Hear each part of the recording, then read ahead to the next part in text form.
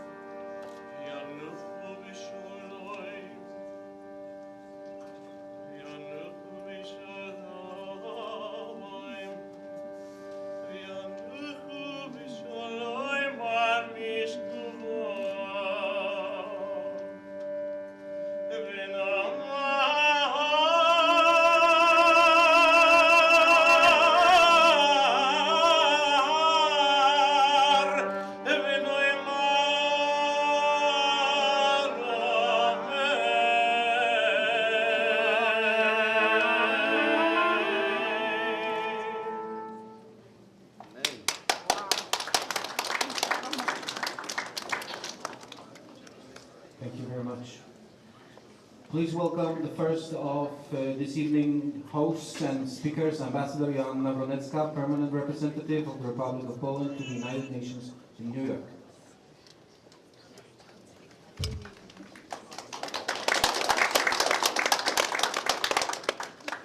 Excellencies, distinguished guests.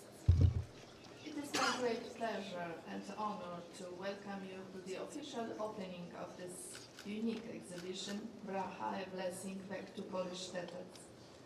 Let me first thank you all for accepting the invitation and for joining us tonight while we observe the International Day of Commemoration in memory of the victims of the Holocaust. I wish to welcome especially warmly Her Excellency Madame Alison Smale, Under Secretary General for Global Communications. Excellency, thank you very much for accepting my invitation. I also welcome Mr. Maciej Gołubieski, Consul General of Poland in New York, as well as Mr. David Singer, with us here, of course, and Ms. Agnieszka Traczewska.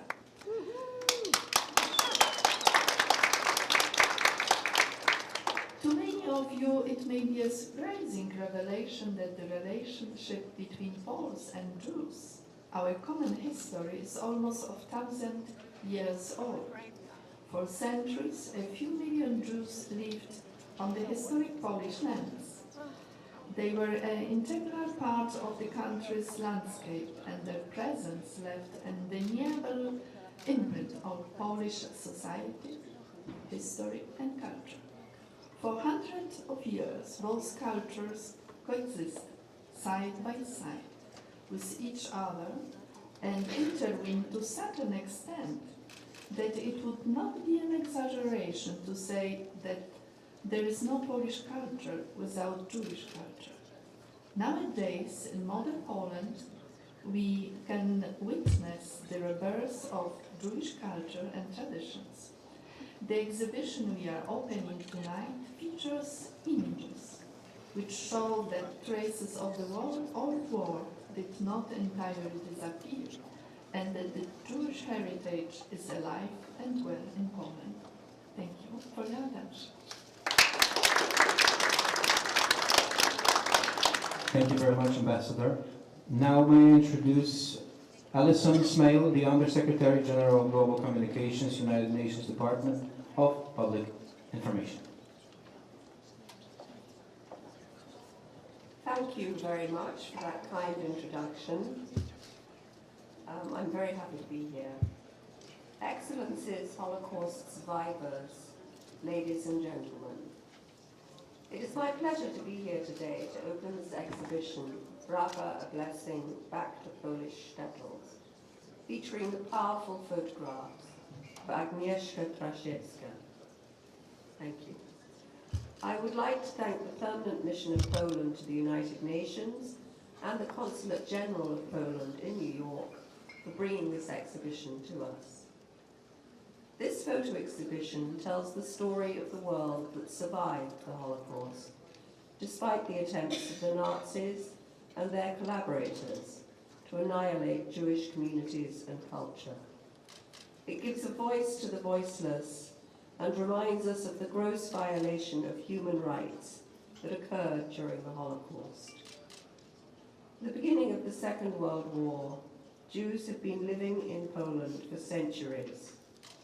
In 1939, Poland had a Jewish population of 3.3 million people, the largest population of Jews in Europe. By the end of the war, 90% of the pre-war community had perished.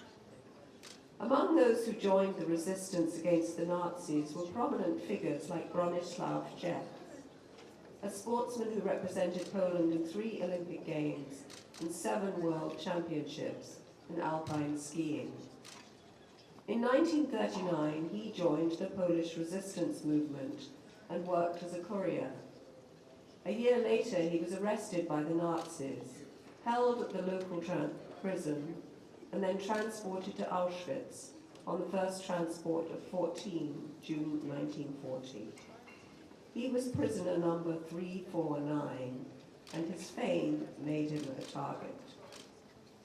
It is believed that he was offered freedom in exchange for training the German ski team, but he refused. Today, he remains a national hero, and dozens of streets and schools are named after him in Poland. The largest act of Jewish resistance during the Holocaust occurred in the Warsaw Ghetto. It began on 19th April 1943 on the eve of Passover. Led by 24-year-old Mordechai Anielewicz, the resistance lasted for 27 days and ended when the ghetto was destroyed by fire. Of the survivors, 42,000 were sent to forced labor and concentration camps.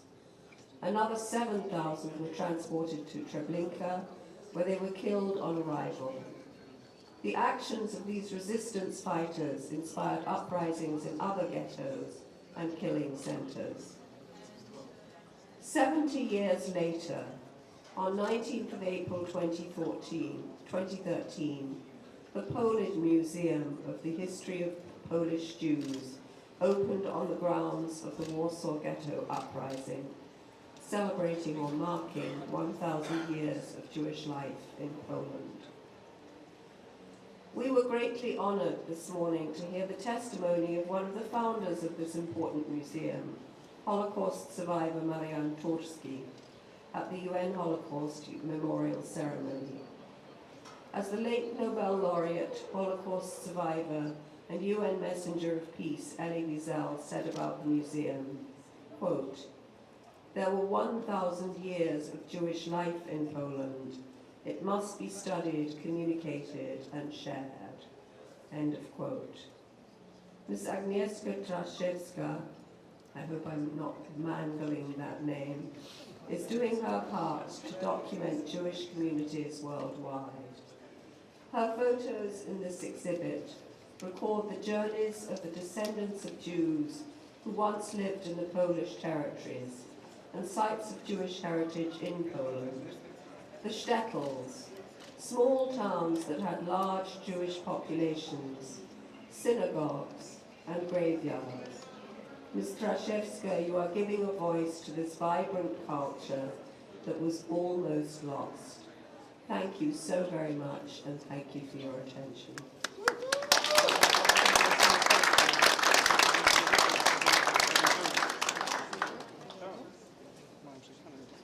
Thank you very much.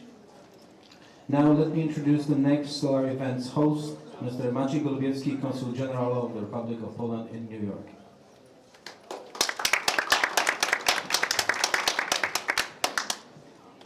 Welcome. I'm glad that you turned out in such great numbers. Thank you so much.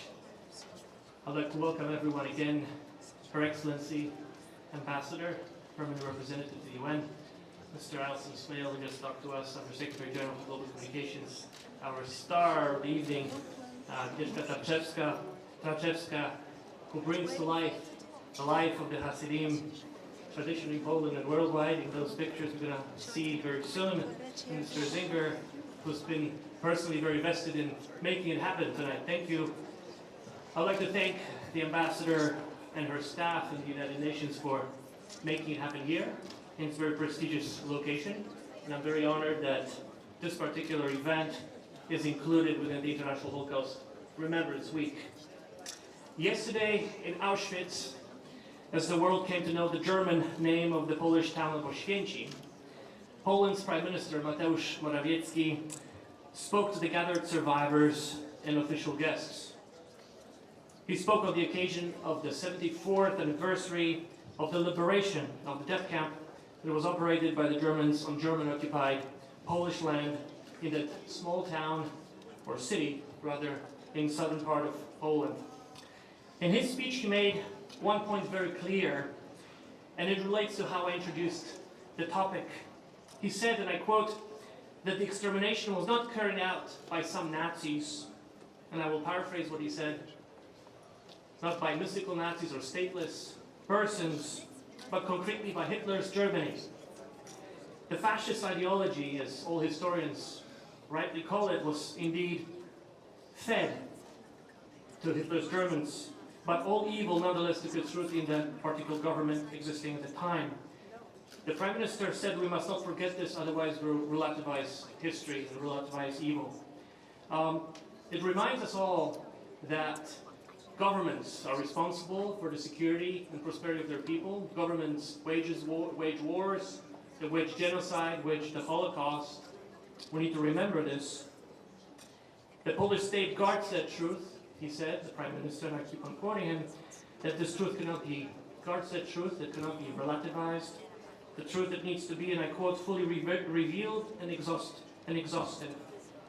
But part of that truth is also what was mentioned before by my predecessors, that Polish Jews, or Jewish Poles, as some of you like to call themselves until this day, and I meet some of you, were Polish citizens, connected to our common homeland for centuries upon centuries.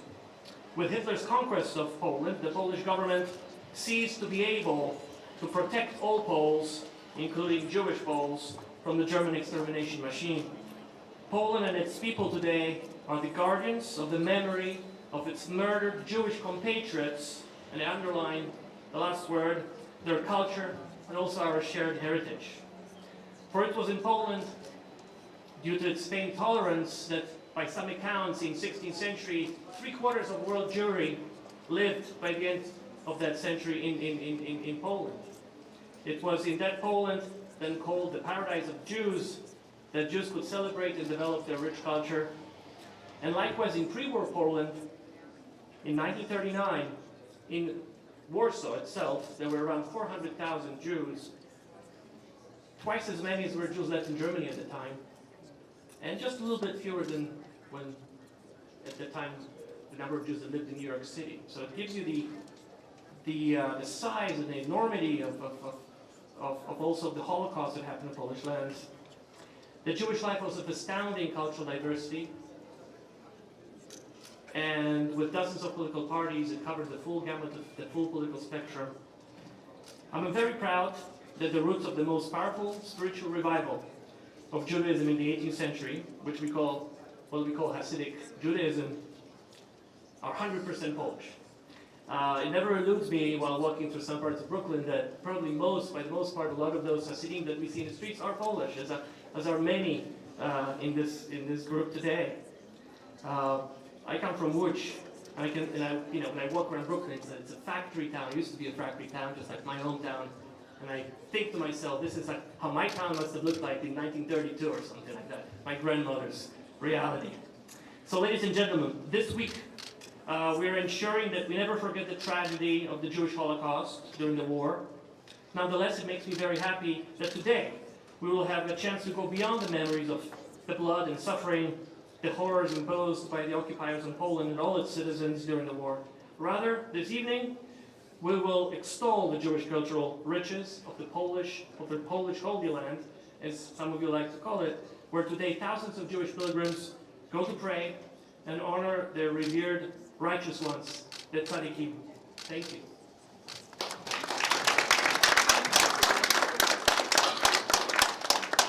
Thank you, Consul General. And now on extolling the riches. Thank you very much. I would like to introduce once again our trio of Jan Kielemer and Frank London, who are going to present to you another song entitled Proik.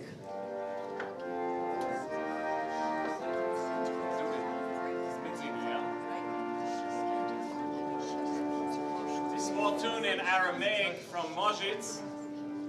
What's Mojits called in Poland? How do they call Mojits? Mojice? For all of you that know it, please join along.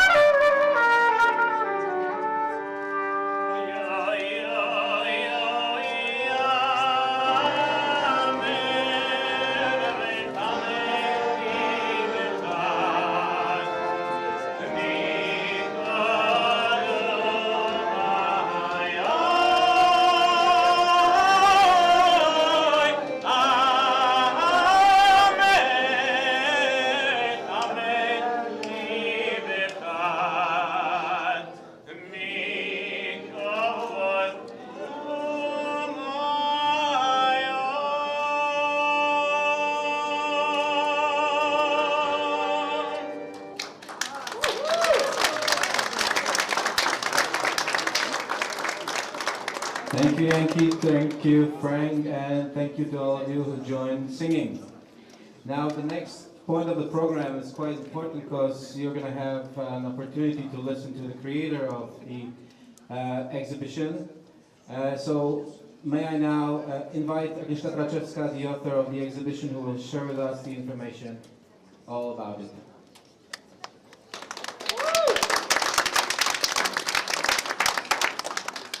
According to our agenda, that was the moment when my Rebbe and my teacher, David Zinger, Bob of Husit, was to say a few words. So, if you would be so tolerant and let me ask Reb David, because I hesitate and I don't have any courage to say anything before him. So, my Rebbe, Reb David Zinger, Bob of Husit.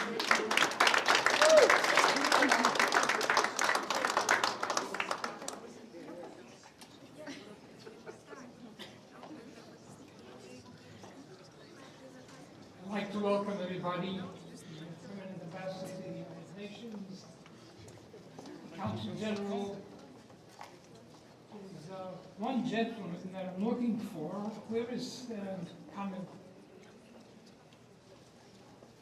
Kamil, please, come here, please, just for a minute. Really?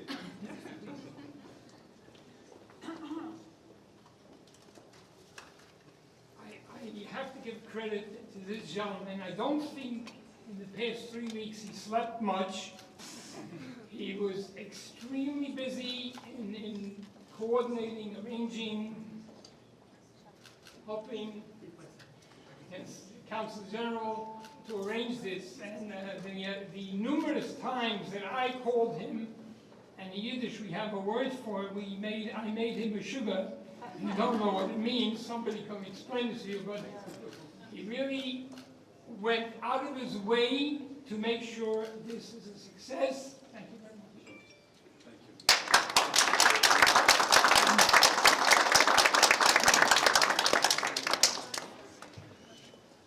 I have a speech prepared, but since the ambassador and the Council General spoke about the history of Jews and Poles, we know that Jews have lived as citizens in Poland for almost 1,000 years.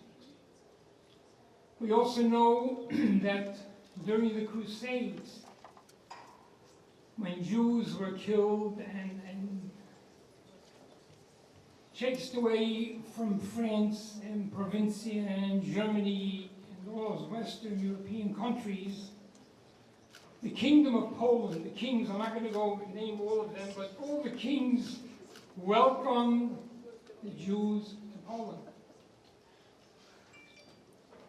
The Jewish history and Polish history cannot be separated. Jews lived comfortably, business. There were problems sometimes, I wouldn't say. There were problems in New York too sometimes. But the history of the Jews and the Poles in Poland for 1,000 years until Nazi Germany invaded and occupied Poland. My father was born in a small shtetl called Pilsno, which is 25 kilometers east of Tarnów.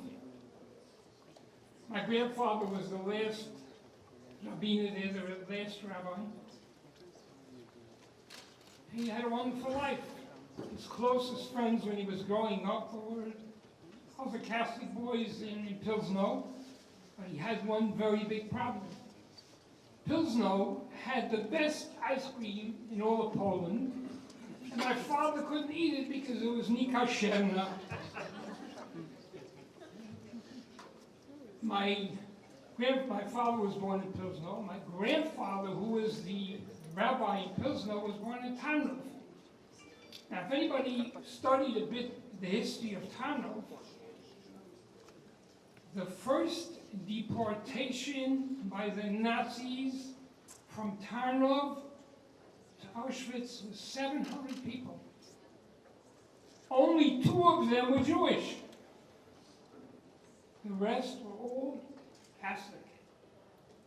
Why was that? Why did Nazi Germany decide to get rid of 698 Catholic Poles? Because Tarnów was a city that half the population was Jewish, 70 or 80% of the businesses were owned by Jews. The relationship between the Polish citizenship and the Jews was magnificent. And the Nazis were afraid that if they did something against the Jewish population, the Poles would rise up against them, and that they wanted to eliminate. The Baal Shem Tov, who renewed the tradition of Hasidus, which was lost in the year 70, the destruction of the temple in Jerusalem. And by the way, the Jews have been in exile, wandering across the world since the year 70. The longest amount of time, the longest years, the most years that Jews lived in one country, if you study the history, is 1,000 years. There was no other country in the world where Jews lived, worked, prospered, part of the community, Poland. The Baal Shem Tov knew about the history of Poland. He was born in very much East Galicia, which is currently Ukraine. And when he started his movement, his third generation, he encouraged them to move to Galicia, to Poland, because he knew about the history, the 1,000 years, well then it wasn't 1,000 years, he passed away in 1760, but he knew about the history of Poland, and he knew that that would be the best place. When the Nazis marched in to Poland September 1st, 1939, their first goal was to prosecute and make the Jew feel worthless. And they sometimes instigated the local population, but until then, it was their home. They lived there, they worked there. They were yeshivas. And most of the Hasidic Rebbes of the previous generations were in Poland and in Galicia. Many thought right after the war, that's the end of the history, finished. Who's going to remember? But when communism fell and Poland became a democracy, Jews started going back. I went back in '95, the first time, to my father's Shtetl in Pilsno. And we walked around the town, and my father always described his house, a big yellow house. And we walked around, we found a small yellow house. And we went to the door, and an old Polish fellow walks out, and he said something in Polish. And I said to my father in Yiddish, "Pa, what did he say? What did he say?" He didn't answer me. He went over to the guy, and he said something to him. And then he said to me, the fellow said, "Uh-oh, I was always worried the Jews are going to come back and take back the house." And my father said, "Don't worry, we're not displacing you. The Nazis got rid of us. You live here now. This is your home. Don't worry." Many of our historical places, the homes of tzaddikim, the burial places, would have been forgotten. And because of Agnieszka, about 12 years ago,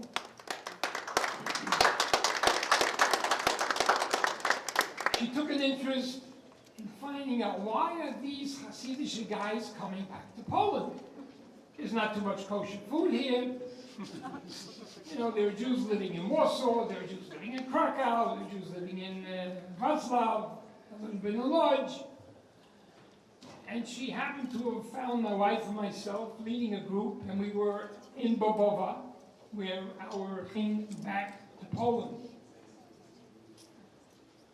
first time Agnieszka displayed some of her photographs in the United States was in the council, I think 9 or 10 years ago.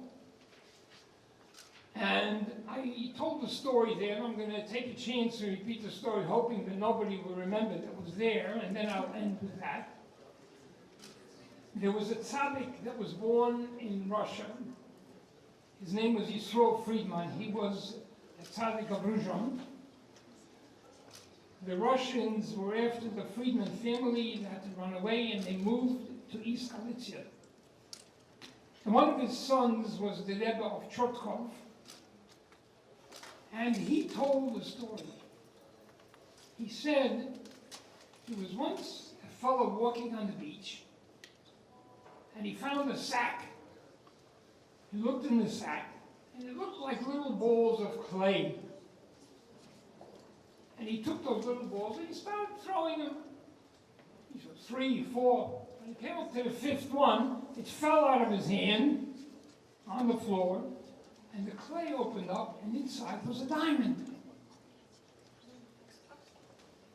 And he said, sometimes we don't realize what we have and what we own. Something has to happen for us to wake up.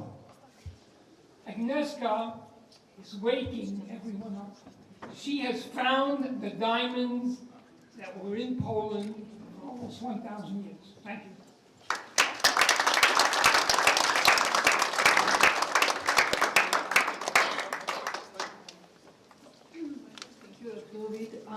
You have a chance to see how much we have in common with Polish and Jewish people. We are extremely emotional, and this is the first ground, first level we can really communicate using our emotions. I would like to thank you to organizers of today's event and opening, Mr. Consul and the Ambassador and UN. This is unbelievable privilege to be here by this occasion, by the day of Holocaust Remembrance, and in the place where not the past but the future is created by people who were selected, chosen between us. They are to lead us into the better future.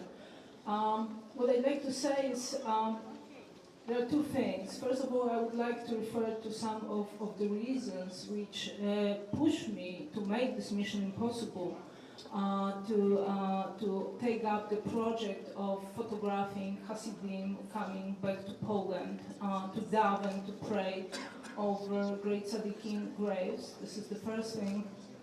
The second thing is that I will try to say that referring to the past, we can also find a powerful lesson how to live and how to create the future, not to repeat mistakes which were made maybe by our ancestors once.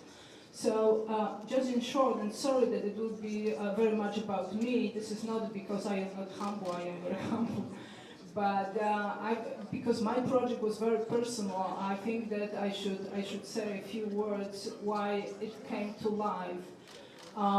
So I was born in 1969 in Poland, which during that time was a communist country. And I was living in Krakow, in Kruke, which before the Second World War was 1/4 Jewish. But when I was born, nobody told me what was significance, what was the Jewish quarter Kazimierz role before the Second World War. So I was walking with my mother for the walk. I saw abandoned street, neglected buildings, and very weird stones. Now I understand that they were matzevot, hidden behind the high walls. I was educated at school, I was at the university, and I thought that my education was profoundly rich as the matter of teaching history. I was taught about our noble kings and brave knights and rebellions and brave Poles fighting for our independence. I was with the school trip to Auschwitz. Now none of my teachers told me anything about Jews, about Jewish heritage, and about Jewish past of my own country. Even when we were in Auschwitz, I remember that, of course, they underlined how many Polish people died in Auschwitz. Nobody told us that majority of them were Jewish. So when I faced 11 years ago phenomenon of those returnings of Hasidim, for me as an adult person, I was during that time film producer with success, with many films made.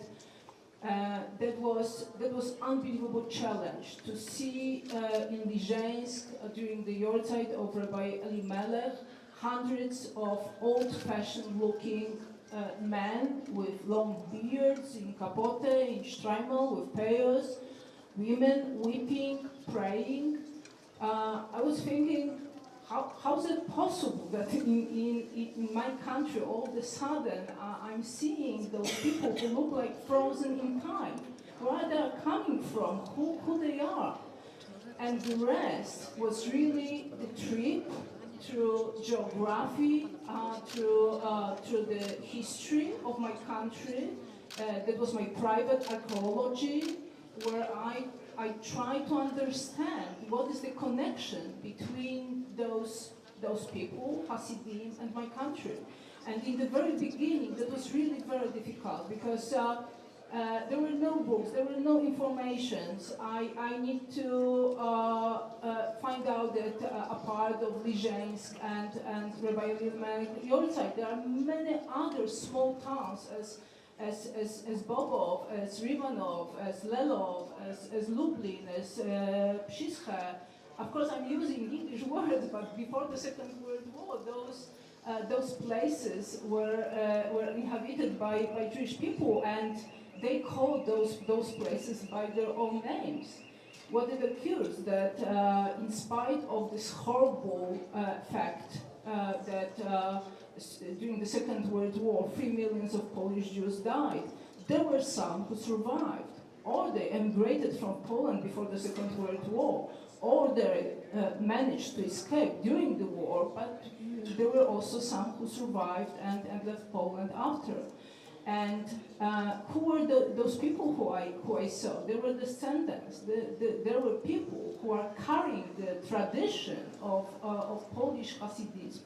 Still, they are tied into the tradition. They still call themselves Bobovers, Lelovers, Hasid Alexandrov, Ger from Góra Kalwaria.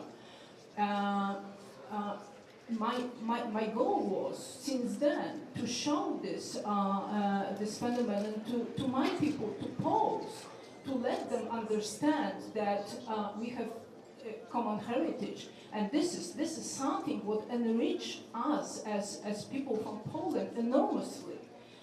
The fact that Poland was multicultural, multinational, the fact which was completely erased, or there was attempt to erase this truth when I was young. I don't know. I mean, I'm quite skeptic about the politics. I'm sorry to say that, but I deeply believe in individuals and their goodwill.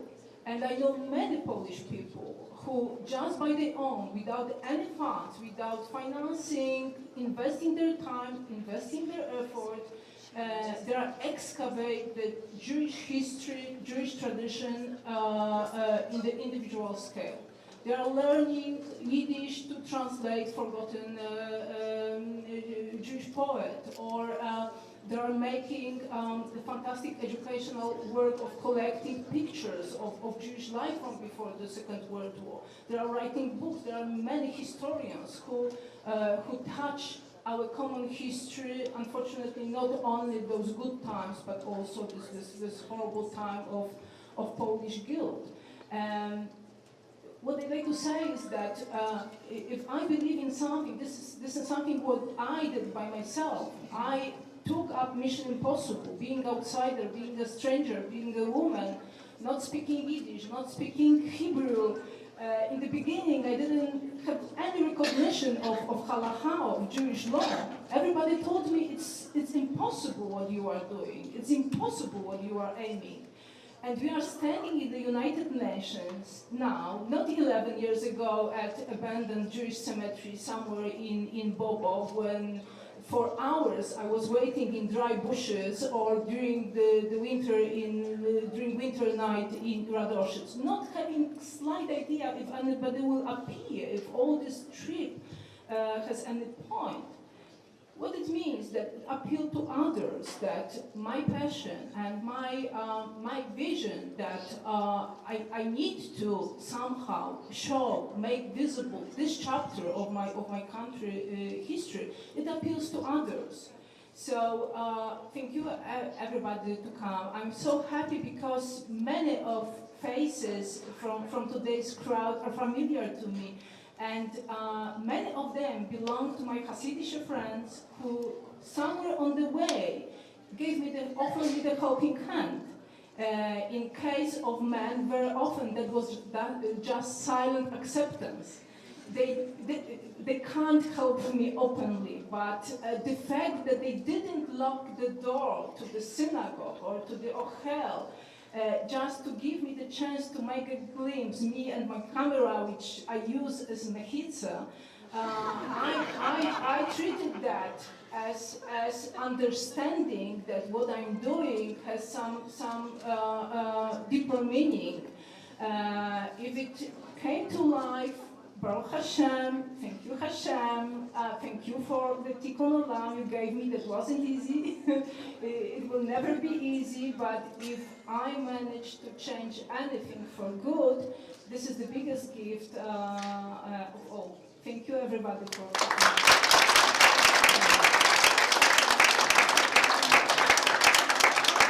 Thank you, Anisha, for sharing with us.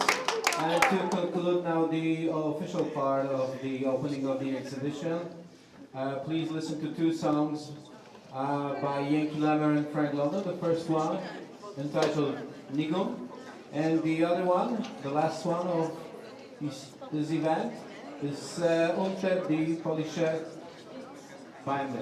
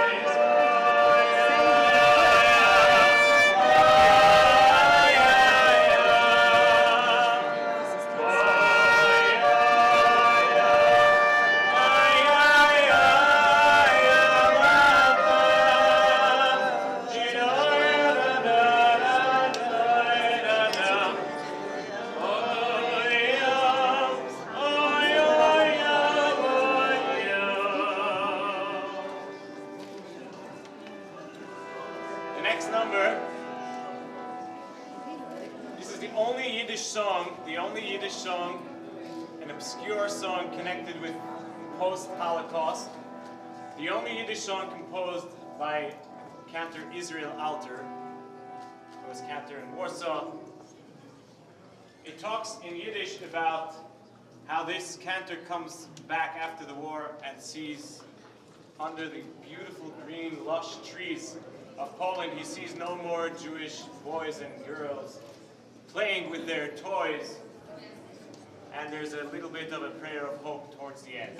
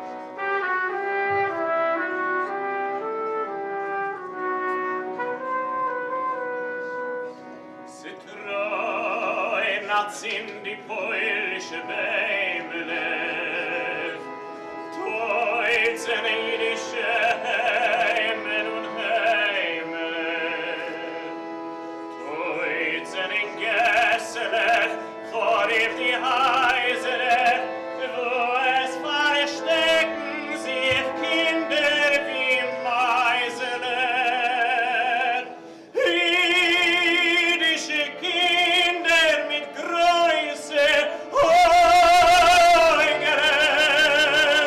Schwarze, so wie mit Heuschech, Fahrzeugene, Heugene, Fuhne mit Pachat, Verrochene, unter dem Unglück, dem Bräunem Getroffenen.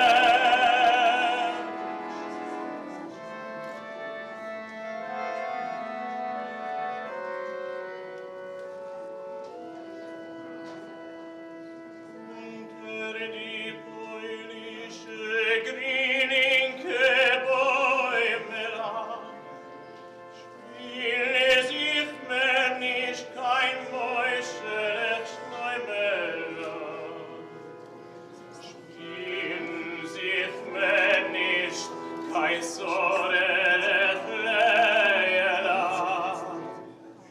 ich stäub kein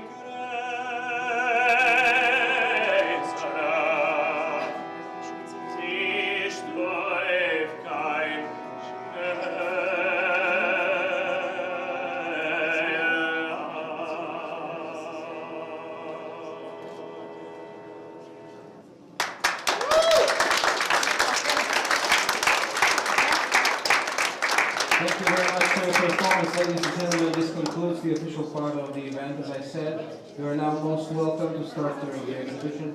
Also, please join us for a reception afterwards. Thank you very much. Enjoy the evening. Have a good night.